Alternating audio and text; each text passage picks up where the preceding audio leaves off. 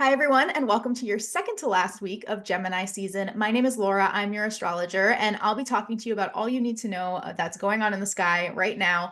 And this is a huge week. Like, there is a lot happening right now. And that's like even without the full moon that's happening in a couple of days. So this week we have a full moon in Sagittarius. Every new moon and full moon, I put out a guide or a workshop on my Substack. The full moons are reserved for paid subscribers. So if you're interested in that, head to my Substack, sageastrology.substack.com, sign up for a paid subscription. It's $8 a month or so, and you will receive that guide shortly. So let's get to it. I want to start actually by talking about Saturn in Aries. Saturn moved into Aries just a little while ago, and that's a huge change. There is a big difference between Saturn in Pisces, which is where it was for about 2 years or so, a little over 2 years, and Saturn in Aries, which is where it is now. It's just at the beginning of its journey in Aries, and it's going to be a completely different vibe. Saturn is the last of the traditional planets that we look at. So it is the only planet in the sky that we can see before Uranus, Neptune, and Pluto. So it's the last visible planet in the sky. And that's why in ancient times, Saturn was the last planet that we looked at. And so Saturn has to do with endings, with deaths in some way, but it also has to do with work that we need to do. Saturn makes us feel restricted. Saturn puts us in front of things that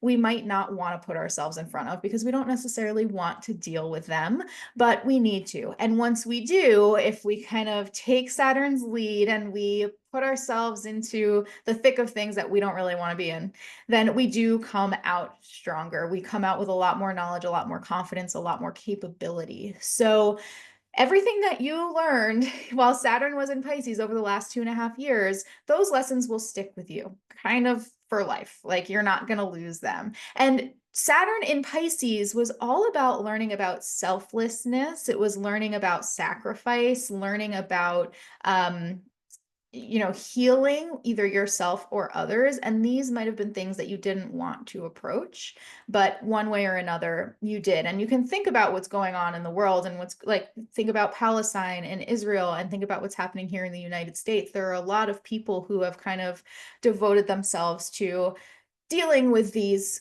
causes or making people aware of what's going on, donating their time, their energy. And that is something that I think that Saturn and Pisces kind of brought out.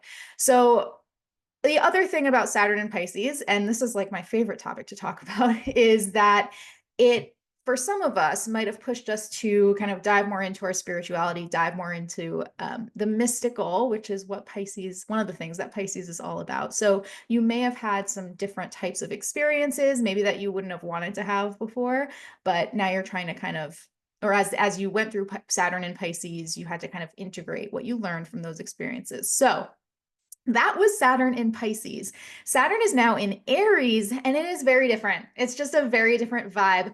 Pisces is more wishy-washy, more mystical, more chaotic. We had to deal with a lot of chaos while Saturn was in Pisces. Now Saturn is in Aries, and Aries is very self-directed. Aries is a leader. Aries has a ton of this fire energy that it wants to explore. It doesn't want to be tied down. But Saturn ties things down. So now Saturn is in Aries, and there are places in our lives, I'm talking from like the personal perspective now, there are areas in our lives where we like to feel free.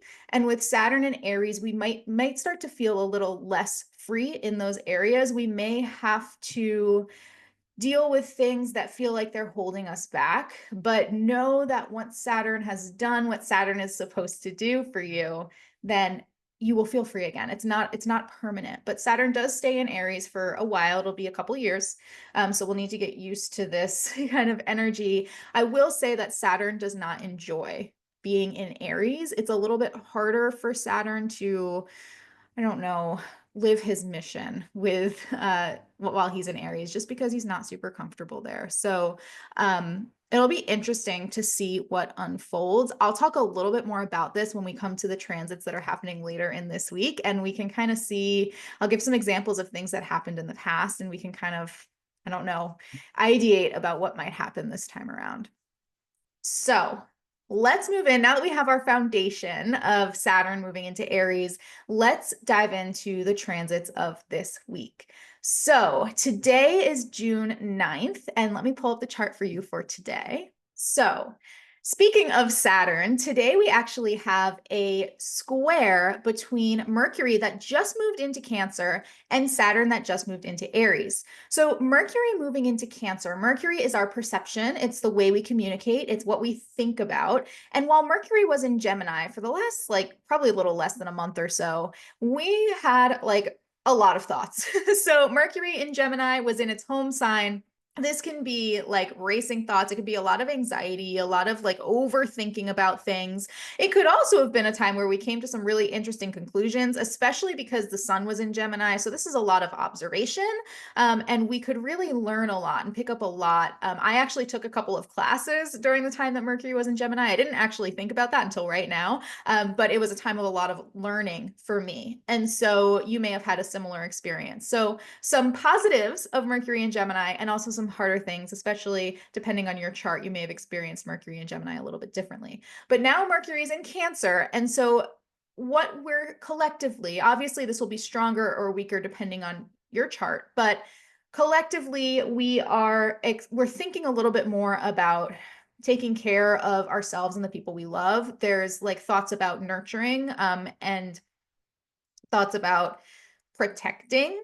And so this will be kind of good to know because soon we're going to have Jupiter moving into Cancer, and that will change our focus a little bit more. But Mercury in Cancer is focused on our emotions. It's focused on protecting ourselves. It's also focused on finding things that make us happy, right? Saturn is at 1 degree of Aries, and we know that Saturn in Aries is focused on kind of causing us to feel a little bit more restricted in the areas of our lives where we're typically free. And what can we learn from that? So with this square, this is very brief. This will be about a day or so, but we may start to think about our responsibilities. You know, maybe we want to think about something that will make us happy. We'll want to think about something that feels safe. But Saturn may come along and say, hey, you actually need to focus on this thing and figure out kind of how to what you're going to do. I was going to say balance, but it's not really about balance because it's a square aspect. It's more about making a decision. Like, are you going to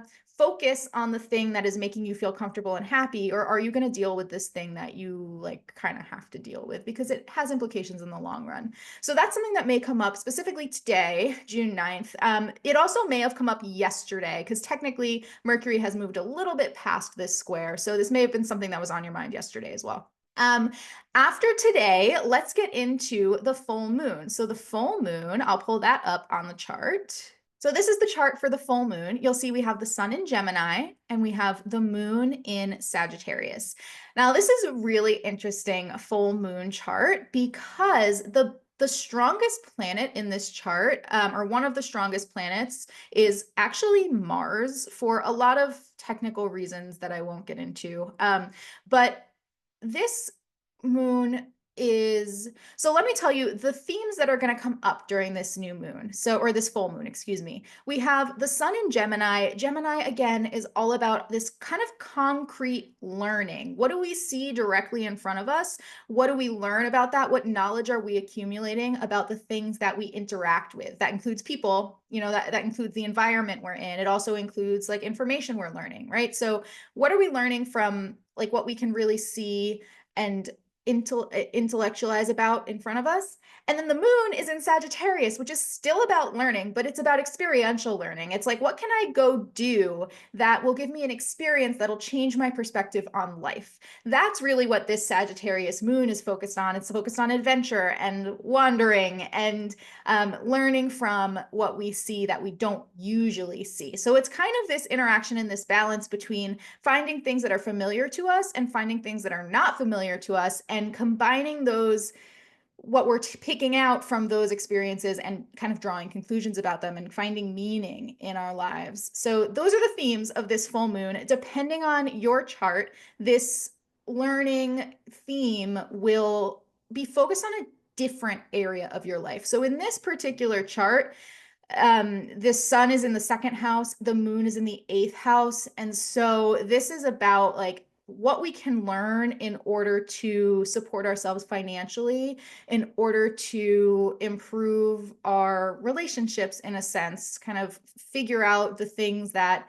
are impacting our relationships. That's some eighth house stuff. So how do we balance our needs, maybe the needs of someone else, or how do we balance the way that we kind of use resources that we share with someone else, and how do we maintain our own kind of sense of stability? So those are themes that this chart, which is just for New York City at the time of the full moon, those would be themes for somebody who had the sun and the moon in their second and eighth house. So depending on where it is in your chart, you may see this playing out in different areas.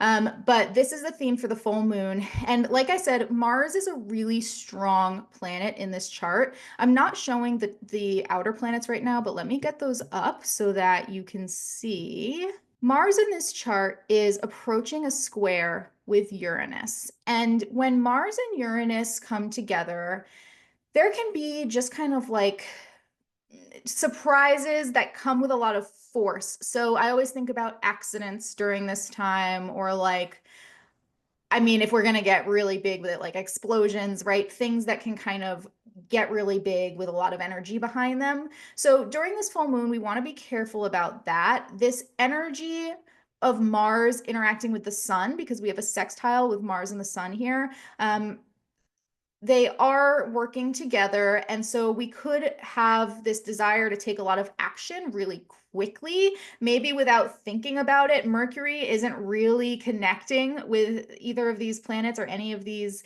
major players right now. Though it is kind of being directed by Mars. So all of that technical stuff to say, just try, and you might have the urge to move really fast, but there is a benefit in maybe slowing things down just to avoid some hiccups or some hangups that you may not want to deal with, right?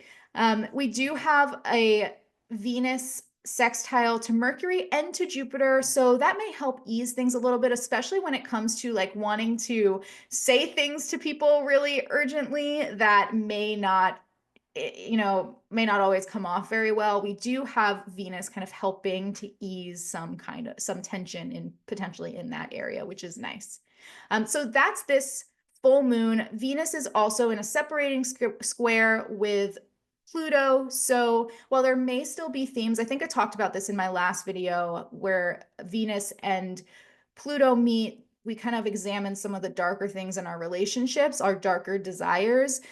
We're moving past that now, but we may still have some lingering themes, in our general areas that are regarding our relationships and some of the things that we might not, that we might not typically talk about, that are coming up, that are wanting our attention, some deep desires. So we may still experience some of that, but we are moving out of that for now. So that's this full moon. We do still have that Saturn Mercury square lingering. We also have Jupiter approaching Saturn, and that's where I'll go next. So on the 14th, that's this Saturday, we have a couple of things like brewing. So you'll see that we have Uranus and Mars in the same degree. They're approaching an exact square. And we also have Jupiter and Saturn in the same degree, approaching an exact square. So we've got a lot of energy building on this day. I just want to point out that there are also a lot of protests, like over 1,000 protests scheduled for this day. And that's just an indication of this high energy brewing, which will be exact the next day on Sunday, the 15th. I just want to share with you what happened the last time we had some of this stuff happening in the sky. So with Saturn and Jupiter, the last time we had a Saturn-Jupiter square, it was Christmas Eve 2024. And there were a lot of things that happened in the news the day before that exact square. So on Christmas Eve 2024, this was December 24th, that was the day that evidence came out about Matt Gaetz, who was paying for drugs and having a lot of sex and paying people off for the sex that he had.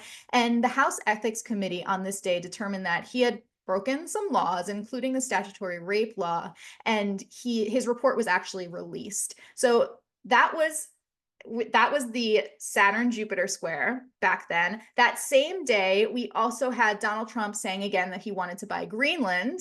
And this was also one day after the Kilauea volcano erupted in Hawaii. So the last time we had this happen, the last time we were approaching this Jupiter Saturn square, there was a lot going on in the news, a lot of big stuff. The last time we had this Saturn Uranus square was March 9th, 2024. And I was trying to look back to what happened in the news on this day, and I found an article from the New York Times that said that the US government would begin investigating Boeing after the door came off of that Alaska Airlines jet mid-flight. So it's just interesting to think about that story and think about Uranus kind of ruling these big technologies, these advanced technologies. I always think of Uranus as being in the air, and Mars is causing some problems in that area. So not a ton happening with that Mars Uranus square that I could find, but you may have had things happening in your personal life. Again, accidents, just big surprises that carry a lot of energy. You can think back to what happened in March of 2024 and maybe get some clues as to how this might play out this time. So what can we expect given all these energies happening now? I mean, we know that we've got a lot of protests happening on the 14th. It also happens to be Donald Trump's birthday. We'll see. We'll see what happens. I'm not going to call out specifics of what I think. We'll just have to wait and see. And that's your energy update for this week. It's a ton. There's a ton happening. And I think the takeaways for us are just keep going. Just keep going, go with the flow, and prepare for what we can. We got to prepare for what we can. We got to keep an open mind. That's something that this full moon tells us. And leave space to flex and flow with things that may happen unexpectedly. And I think that's just a good rule for life. Before I end, I actually also want to say I picked a card for us. You can't see it, but I picked a card for us for this full moon that's happening again on the 11th. And I got the Wheel of Fortune. And I just wanted to share that. So I specifically asked to pick a tarot card for this audience, for anybody who's watching this video. And I think it's really aligned with everything that's happening in the sky. And so the message is that things are going to happen that we don't expect, that maybe our ego doesn't want, but that have a purpose in the grand scheme of things, that have a purpose in the universe's plan. And so again, based on, kind of in line with what I said before about preparing for what we can, but not overdoing it and leaving room to flow, I think that card really underscores that.